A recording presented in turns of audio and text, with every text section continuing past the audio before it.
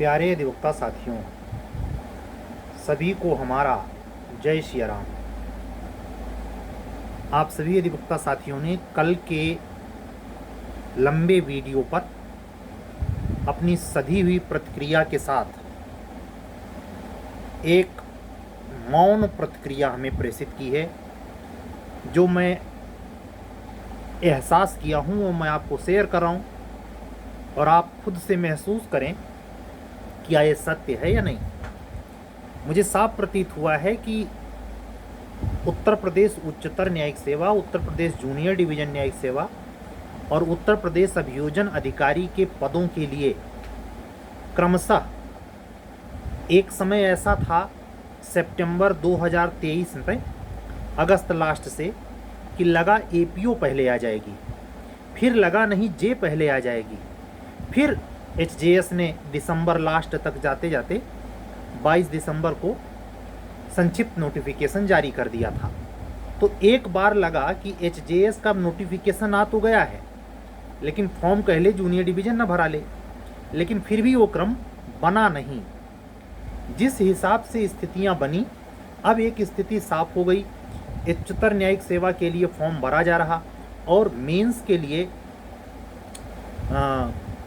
UP junior division के लिए और एपीओ के लिए भी विज्ञापन आना शेष है। आप यह सुनिश्चित तौर पर जान रहे हैं कि अध्याचन कमीशन के पास मौजूद है। कुछ संक्षिप्त कुछ विवाद होने की वजह से, संक्षिप्त समस्यागत स्थिति होने के चलते विज्ञापन का प्रकाशन रुका हुआ है। लेकिन यह जरूर है कि वो इसी सत्र में, यानी जिसमें कमीशन 1 जुलाई 2024 से आपके आयु की संगणना करेगा, उसके आधार पर वो विज्ञापित पदों को विज्ञापित करेगा, अधिसूचित करेगा। तो ये जो एक पिरामिड बना हुआ है आरोही और अवरोही क्रम का, तो एक प्रकार से कह सकते हैं कि एचजेएस यूपी का 23 करके वैकेंसी जो है आई हुई है, जो कि 22 का गेस था लेकिन 23 करके आई है। इसको पूरा करने के लिए जो प्रारंभिक परीक्षा है, शायद उसके डेट की घोषणा ना हो पाई हो। जो संभावना मैं व्यक्तिगत तौर पर प्रकट करता हूं, जिस हिसाब से फॉर्म पढ़ने और उसके स्क्रूटनी होने, उसके बाद मेंस प्रीलिम्स के लिए तिथि तय किए जाने की एक संभाव्यता आंकी जा सकती है, उसके अनुरूप मेरा अंदाज़ा अगस्त का लगता है।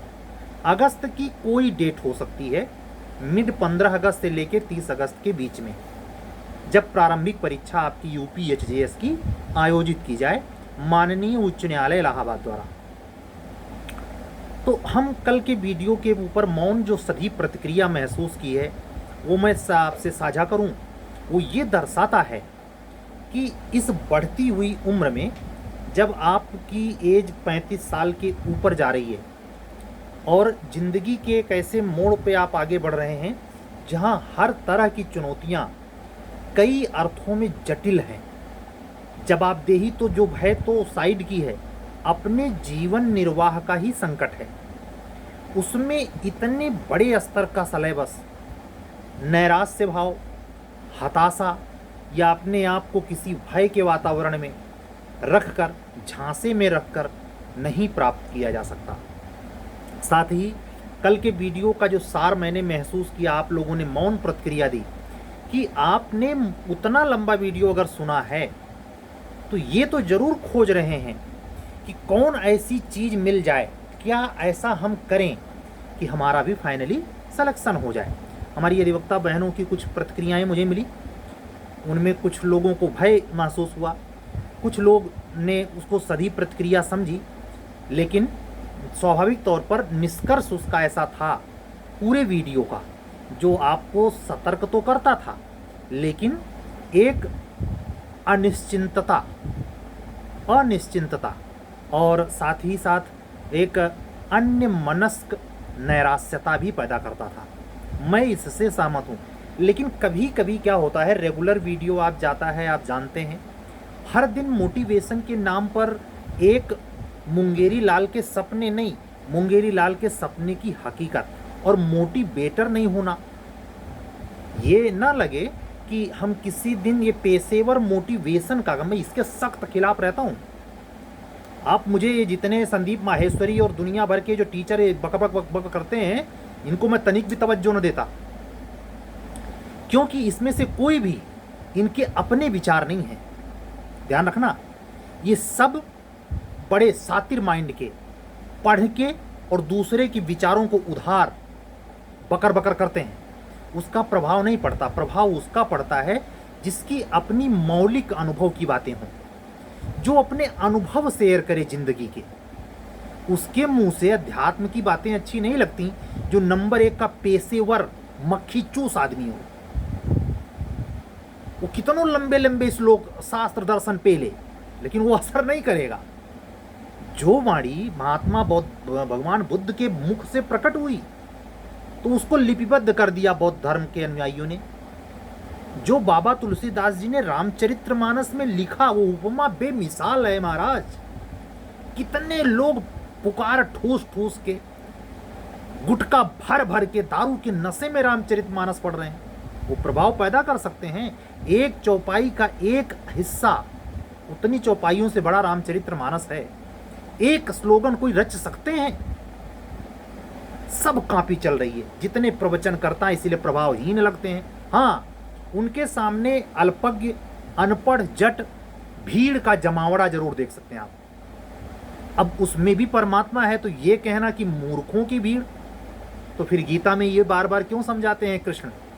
भगवान अर्जुन को समझाते हैं कि हे अर्जुन, तुम मुझको ना समझ पाने वाले अनुयायियों में अश्रद्धा उत्पन्न न कर।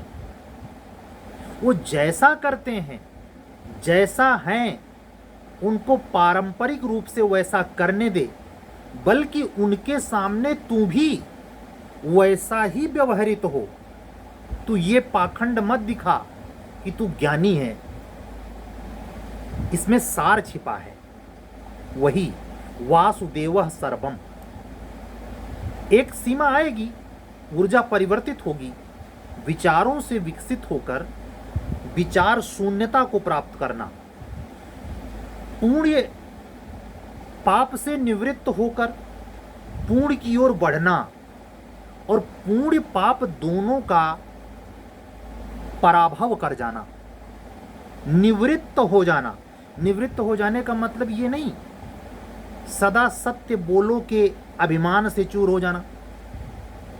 बहुत पुण्य करता धनी या धन संपदा प्राप्त करने हेतु बहुत सेवा पाती करना, इस सेवा धर्म को इस मस्तिष्क से करना कि हमें उच्च सुख वैभव वाला लोक प्राप्त होगा, इसमें और घृणित पाप कृत्य में कोई बहुत अंतर नहीं है। इस बारीक अंतर को जो पूरा आपके जीवन प्रवृत्ति को बदलेगा, पढ़ाई में ही नहीं, जो जीवन मिला है अमूल्य, जिसको बाबा तुलसीदास लिखते हैं ईश्वर अंश जीव अविनाशी, और गीता कहती है ममय वांसो जीव लोके। ये दोनों कॉम्बिनेशन कई बार आप जब तालमेल बिठाते हैं अपने धर्म या अन्य धर्म से संबंधित ग्रंथों का, तो आपके जीवन में अध्ययन के मार्ग में भी उसका बड़ा बहुत मारक कारक प्रयोग है। जो आपके जीवन में घटनाएं कारक प्रभाव रखती हैं, यानी जो आपके जीवन शैली, जन्म के आधार पर मिले हुए आपके प्रारब्ध और वर्तमान में जीवनचर्या के हिसाब से अनुरूप अनुकूल धारा के तरफ ले जाने में सहयोग करें, वो कर लेना चाहिए। ये नीति का ही मामला मात्र नहीं है, ये आपके लिए अति आवश्यक भी है। क्यों? कोई व्यक्ति ऐसा हो सकता है जिसको दिन में पढ़ना अच्छा नहीं लगता, रात में पढ़ना अच्छा लगता है।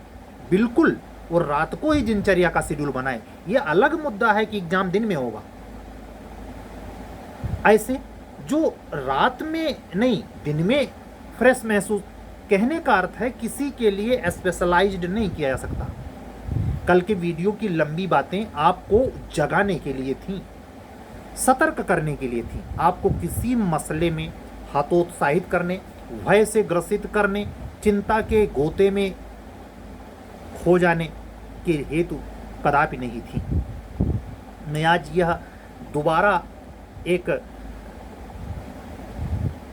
भाव प्रेषित करना चाहता हूं कि आप अभी भी भरपूर समय है। मान लीजिए अभी तक आपने किसी चीज़ की शुरुआत नहीं करी है, ये चीज़ तो ये कम नहीं है कि समय रहते स्क्रूटनी के पहले ये डेफिनेटली 100% 101% क्लियर हो गया कि प्री होगा। ये कम संशय छटा है क्या?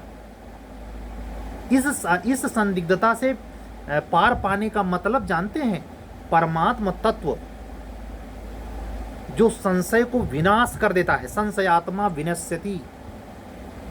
अगर आप में संशय बना रहता तो एक संशय लक्ष्य भेदने के लिए ना काफी, मतलब लक्ष्य भेदता नहीं, वो संशय मार डालता। लेकिन वो संशय परमात्मा ने स्वयं छाट दिया है, रास्ता आसान किया है। लेकिन अब इसका मतलब ये नहीं कि पाँव पे पाँव हाथ पे हाथ रख के बैठे रहे, नहीं, शुरू हो जाइए। पिछले 48 घंटे में जिन बच्चों ने हमसे संपर्क किया है, और ये साफ झलकता है कि पिछले 72 घंटों में काफ़ी लोगों ने जो फॉर्म, चाहे वो पदाधिकारी गण हों, पदाधिकारी में वो उत्तर प्रदेश के दोनों न्यायपीठ में, उच्च न्यायालय के, चाहे लखनऊ खंडपीठ हो या माननीय उच्च न्यायालय इलाहाबाद की पीठ हो, इन दोनों में कार्यरत सरकारी वकील, ब्रीफ रीडर, अधिवक्ता, अटॉर्नी, ये जो कार्यरत हैं ये हों, इन्होंने संपर्क किया, या जो कोर्ट साहब लोग हैं उन्होंने संपर्क किया, या आप जैसे प्राइवेट प्रैक्टिशनर्स हैं जिनके लिए बार कोटे की स्पेशल सीट ये आती है, बनाई गई है,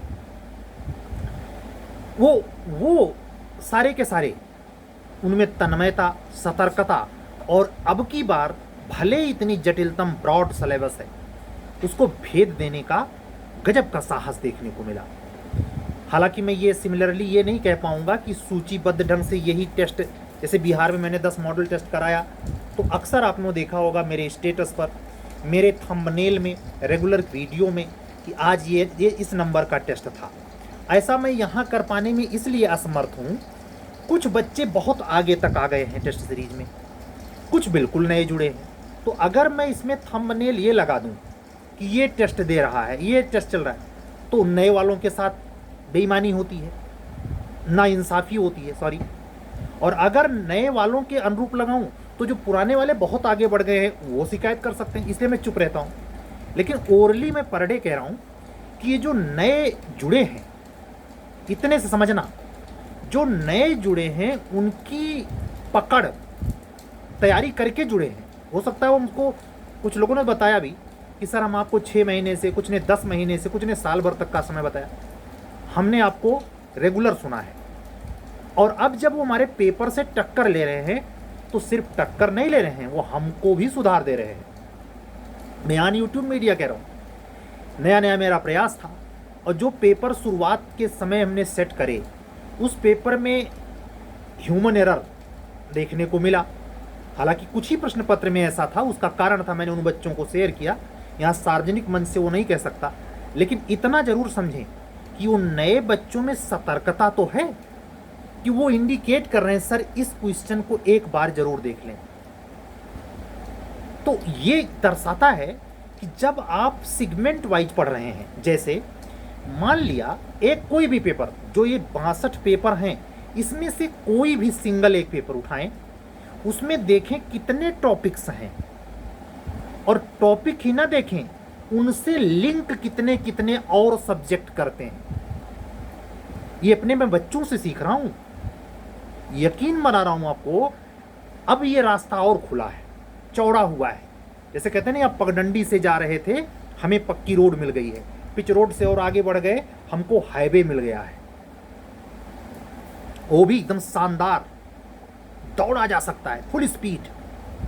तो ये बच्चों, आप लोगों की वजह से, और हर दिन भर के दिन के साथ यह भी सूचित करते हुए मुझे खुशी होती है कि आप प्रज्ञाशील, प्रबुद्ध अधिवक्ता समाज के वो पदाधिकारीगण जो किसी सेवा पर पदस्थ हैं, कोर्ट साहबान हैं या उच्च न्यायालय में उनकी अच्छी प्रैक्टिस चलती है, वो उनके संपर्क या अन्य सेवा में हैं। कुछ ऐसे भी मित्र हैं जो अधिवक्ता हैं और कोई प्राइवेट जॉब इस तरीके से कर रहे हैं, तो वो जूनियर डिवीज़न एपीओ के लिए वो साफ साफ कहते हैं सर मैं तो एचजीएस दे नहीं सकता। मैं ऐसे व्यक्तियों की बात कर, अधिवक्ता बंधु बहनों की बात कर रहा हूँ जो किसी सेवा में रहते भी हमको ज्वाइन किए हुए हैं। उनके सतर्क सामर्थ्य को मैं, उसके कंटिन्यूटी को, उनके सतर्कता को मैं सैल्यूट करता हूँ। ये आप अपनाएं। अगर स्वतंत्र केवल आप पढ़ाई ही करते हैं, साइड में प्रैक्टिस चलती है, तो आप ये तो कंपेयर सुओ मोटू कर सकते हैं ना कि आप अन्य समय जो अन्य अधिवक्ता साथी खपा रहे हैं, अच्छा खासा उनका ऑफिशियल वर्क में जान समय चला जाता है, फिर भी जब वो एग्जाम में बैठते हैं तो आप वाला सीट लेके उड़ जाते हैं। एक रोचक आंकड़ा देना चाहूँगा, आईएएस का जो रिजल्ट 2024-23 का आया है, संभवतः 23, उस रिजल्ट में एक रोचक आंकड़ा देखने को मिला। उसका प्री लोग, जो लोग 500 लोग लगभग क्वालिफाई किए थे, वो कैंडिडेट थे जो पिछली बार आईपीएस आईआरएस वगैरह में सफल थे, और उन्हीं लोगों ने ही प्रॉपर सीट ली है, नए लड़कों का जगह नहीं मिला। तो सवाल ये उठता है, वो आदमी जो as a IPS, as a IRS, as a lower category में आईएएस के जॉब में था, ट्रेनिंग में था, वो कैसे निकाला?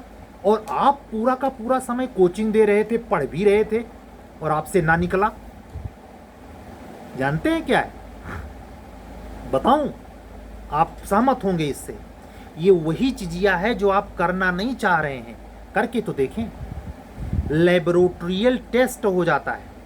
जब फील्ड में उतरते हैं तो कार्य दक्षता, कार्य अनुभव और अपने ही पेशे का अनुभव, ऐसा थोड़े है कि एचजीएस उनको अलाउ करता है जो बिजनेस कर रहे हो, जो साइड में कोई अतिरिक्त जॉब कर रहे हो।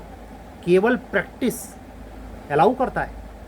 इसका मतलब कानून के पुरोधा हों, ज्ञान में ही नहीं, अभ्यास में भी। ये बात जूनियर डिवीजन पे भी लागू होती है। एक अधिवक्ता साथी ने हमारे यूट्यूब पे सवाल पूछा है कि सर क्लियर करें, जूनियर डिवीजन में एक्सपीरियंस लगेगा या नहीं? लगे तो भी, ना लगे तो भी, आप सिर्फ एक बात को मान के चलें, लगेगा ही। भागे नहीं, बहाने न ढूंढें। ऐसे बेतुके या बेतर्क वाले तर्क से अपने को डीमोटिवेट या जबरदस्ती का सेटिस्फाई न करें। यह आवश्यक अंग हो चुका है। आप इस बात को एक्सेप्ट करें। इंडियन जस्टिस रिपोर्ट 2023 कहती है, उत्तर प्रदेश, अपने उत्तर प्रदेश की निचली अदालतें खस्ता हालत में चल रही हैं। कौन सुधारेगा? ऐसे चलेगा तो जिम्मेवारी केवल माननीय उच्च न्यायालय के मॉनिटरिंग पावर पे नहीं है, हम सबकी है। अपने प्रति ईमानदार हो जाएं, हमें कोई परेशानी नहीं होगी। भाई जो बच्चे, मैं कल की वीडियो में क्या बताया, उसके पहले मैं बताता रहा हूँ कि मेरे देखे 0.1%, 1-2% ऐसे हो सकते हैं जो बेतुके लोग आ गए, बाकी सब प्रैक्टिशनर्स हैं। तो ये बात मन से निकाल दीजिए कि स्वतंत्र ढंग से पढ़ेंगे तभी ही सेलेक्ट होंगे। नहीं भाई, वो प्रौढ़ता नहीं आती जब तक आप ठोकर नहीं खाएंगे। जब तक आप ये न शिकायत करें हमको तो समय ही नहीं मिलता, फिर भी नंबर प्री में सबसे ज्यादा आता है। क्यों? जिंदगी गलाई है, 30 साल वो जमकर पढ़े हैं। सीआरपीसी वो यूं ही 220, 222, 223, 218 एकदम, मतलब समझ जाइए कि वो कब सेक्शन 30 एविडेंस एक्ट से घोर के पिला दें। 239 की एप्लीकेशन कैसे लगती है उनको आपस से पूछना पड़ेगा, उनको उसके लिए बेयर एक्ट का सब सेक्शन देखना पड़ेगा। हद हो गई। जरा सोचें, इमेजिन करें आप जिस एग्जाम में बैठने जा रहे हैं, इसमें कोर्ट साहिबान बैठते हैं और ये कोर्ट साहिबान प्रक्रिया के मास्टर होते हैं। और अगर प्रक्रिया के मास्टर होते हैं तो ये तो उम्मीद नहीं की जा सकती कि ये केवल 4 विषय के मास्टर हैं। उन्होंने भी राजस्व संहिता पढ़ी होगी, उन्होंने भी माइनर लॉ पढ़ा होगा। और जो बुद्धि प्रक्रिया विधि में पढ़ने में लगा रहा है वो अधिवक्ता साथी, बंधु या बहन, उस लेवल का माइंड सेट वो कहीं भी लगा देगा। कौन सी ऐसी माइनर लॉ है, कौन सी ऐसी मौलिक विधि है जो उसको भेद नहीं देगा? वो मेरे देखे मौलिक विधि में 3 लॉ ऐसी है। कॉन्ट्रैक्ट जिसके खास करके जो स्पेशल है वो नहीं, सेक्शन 1 से सेक्शन 75 ये स्पेशल आपके खास करके डिफिनीशन क्लासेस का सही व्याख्या, टीपीए के डिफिनीशन क्लासेस और सेक्शन 1 से सेक्शन 54 तक जो सेल वाला सेक्शन है, इसमें ये नंबर 1 कॉन्ट्रैक्ट हुआ, नंबर 2 टीपीए हुआ, और नंबर 3 जो जटिलतम एहसास मौलिक विधि में कराता है वो कम नहीं है अपने आप में कॉन्स्टिट्यूशन। खास करके कौन? केवल फंडामेंटल राइट वाला पार्ट। लेकिन आपसे हायर जुडिशरी ये भी पूछ लेता है कि नागालैंड राज्य का गठन किस आर्टिकल में हुआ। क्यों पूछता है? कि आप केवल आर्टिकल रटते हैं या आर्टिकल के पार्ट नंबर भी करेक्ट याद हैं आपको। वो सिर्फ इतना नहीं पूछता किराया किस कोर्ट में जमा होगा, वो ये पूछ बैठता है कि किराया किस कोर्ट में जमा होगा, ये किस सब सेक्शन में सटेल्ड है। अपने त्वरित दिमाग का प्रयोग, और हमेशा ध्यान रखें, हमारे जूनियर डिवीजन के बच्चे ध्यान से सुने, आप इस समय बारात करने, नाश्ता पानी करने, समय को जाया करने से बचें। अचानक धमक देगी वैकेंसी ना, तो आप ना जूरिस तैयार, आपको विधिक व्यक्तित्व, जूरिस्प्रूडेंस के सारे स्कूल्स ये पढ़ेंगे कब? आप कॉन्ट्रैक्ट में 1 से 75 के बाद स्पेशल कॉन्ट्रैक्ट, विनिर्दिष्ट संविदाएं, क्षतिपूर्ति, एजेंट वाला चैप्टर, बेलमेंट वाला चैप्टर, ये सब देखने का समय है भाई। आप ये क्यों नहीं मानते कि ये स्वतंत्र समय वैकेंसी के ऊपर बहस करने का नहीं, इस पर काम करने का है, साथ साथ जीएस पर भी। कल मैंने अपने उस लंबे वीडियो में आप लोगों को एचजेएस के दृष्टिकोण से भी जो 10 से 12 क्वेश्चन, अब की बार भी 100 में 10 से 12 क्वेश्चन, 10 से 12 क्वेश्चन जीएस के होंगे, जिसमें 4 करंट होगा। 4 में से देखना है कोई करंट गलत ना होने पाए। थोड़ी अस्वस्थता के चलते और अपने हायर जुडिशरी के फॉर्म के चलते 4 दिन से हमने क्लास रोकी है। आज चौथा दिन है और आज है संडे 5 मई, 2 बजने में 15 मिनट बाकी है। आपसे बात करने का मतलब सिर्फ आपको ही समझाना बुझाना, प्रेरित करना नहीं, खुद को भी समझाना बुझाना है भाई। हमारी भी खुद की समस्या है, और मैं वो शख्स नहीं हूँ कि मेरे साथ गलत हो, मैंने गलत कर दी तो छिपाऊँ, नहीं। ये मेरे जीवन में मेरे माँ बाप ने मुझे दिया ही नहीं, मैं पाया ही नहीं, ये कर ही नहीं पाता, ये सातिराना हरकत मुझसे हो ही नहीं पाती, बहरूपियापन। इसीलिए कुछ अस्पष्टता भरी बातें मैं महसूस करता हूं, किसी किसी को बुरी लग सकती हैं। वो है ना संस्कृत में सुभाषितानी, जो अप्रिय सत्य हो उसे कहना नहीं चाहिए, इसी शर्त पे कहा जाता है। सत्य कड़वा होता है, इसलिए जो बहुत कड़वा वो नहीं कहना चाहिए। लेकिन यहाँ यह सवाल नहीं है।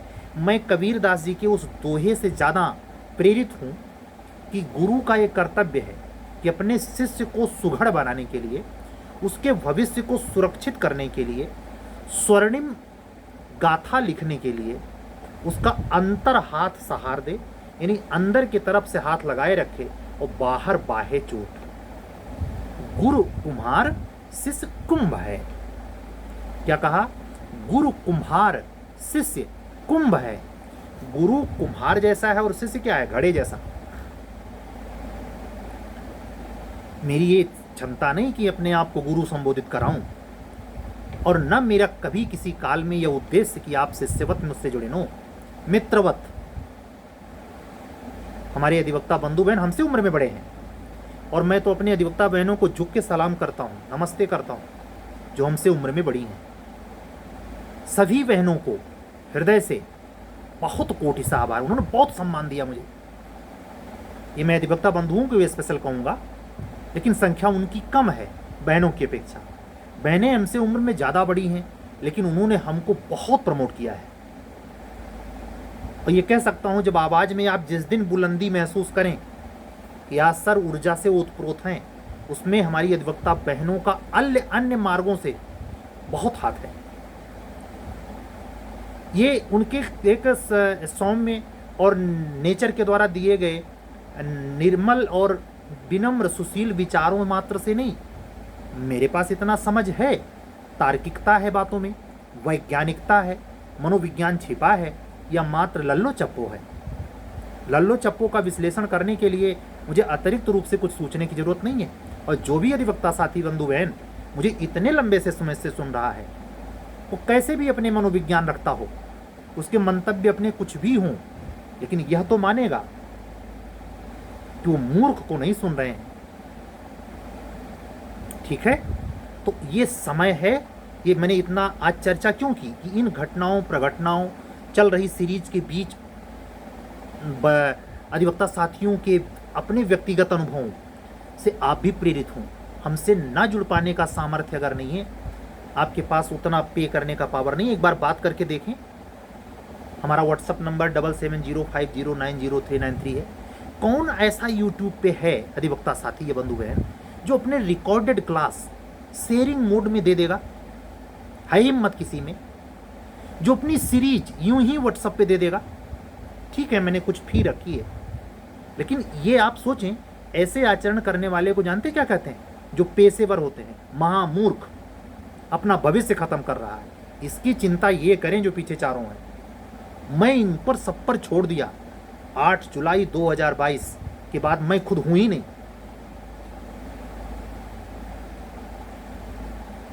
तो इस अवसर का अगर चातुर्यपूर्ण ढंग से लाभ उठाएंगे तो आप जाने, निर्मल चित्त से उठाएंगे आप जाने, आपका कर्म जाने। मैं ध्यान रहे, एक जो क्वेश्चन आता है, कोई व्यक्ति धर्मात्मा या पुण्यात्मा या स्वर्गलोक का झांसा देकर किसी से कुछ गलत कृत्य करवा लेता है, किस सेक्शन आईपीसी में उसने अपराध किया है, मैं उस झांसे की बात नहीं कर रहा। मैं सद्भावना क्रिएट करने के लिए कोई विशेष कारक नहीं दे रहा, स्वतंत्र चित्त से सोचने की उत्प्रेरण शक्ति दे रहा। सोचे, किसी के बेजोड़ मेहनत का नाजायज फायदा आप उठाएंगे ना, उठाएं, हमको तो उसमें से डिलीट नहीं कर पाएंगे। मॉडरेट करें, डाउनलोड कर लें, जितने डाटा चुराएं, प्रतिलिपि अधिकार के सारे तत्वों को खंड खंड कर दें, ये सब हो रहा है, मुझे पता है। लेकिन मैं यकीन से कहता हूं, ये परवरदिगार जिसने आपके सिलेक्शन को रोक रखा है, जिसने इतने दिनों तक आपको नाक रगड़वाई है और आप समझ नहीं पाते आखिर गलती मुझसे कहां होती है, कभी विचार करना। जीवन में एक पहलू है जो सब पे सर चढ़ के बोलता है, प्रारब्ध। और प्रारब्ध बनता कैसे है?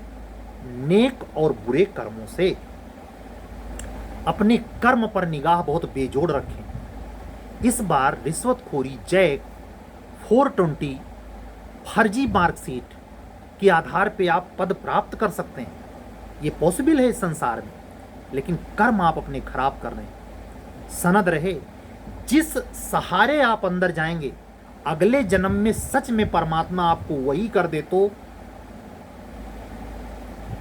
ये जो आप देखते हैं, गीता में एक लाइन है, जो मुझ में अश्रद्धा रखता है, जो मेरे कहे गए बातों पर आचरित नहीं होता, आचरण नहीं करता, बल्कि उल्टे मुझमें वैर भाव रखता है, ऐसे पतित लोगों को भगवान कहते हैं अर्जुन से, मैं बार बार अधोगति में, निम्न योनियों में डालता रहता हूं। कीड़ा मकोड़ा 84 लाख योनियां हैं। विधि का अध्ययन कर रहे हैं, कांट को भी पढ़ें, मार्क्स को भी पढ़ें, लेनिन को भी पढ़ें, यूनान के दार्शनिकों को भी पढ़ें। केवल जूरिस्प्रूडेंस में स्कूल्स या कैलिफोर्निया या ब्रिटेन के लॉ कॉलेज की ही विशिष्टता न बघारें। अपने उपनिषद, वेद, शास्त्र, रामचरितमानस, कुरान, गीता, जरथुस्त्र की वायु, हर जगह से आप में एक बायोस्कोप होना चाहिए, मल्टीपल थिंकर।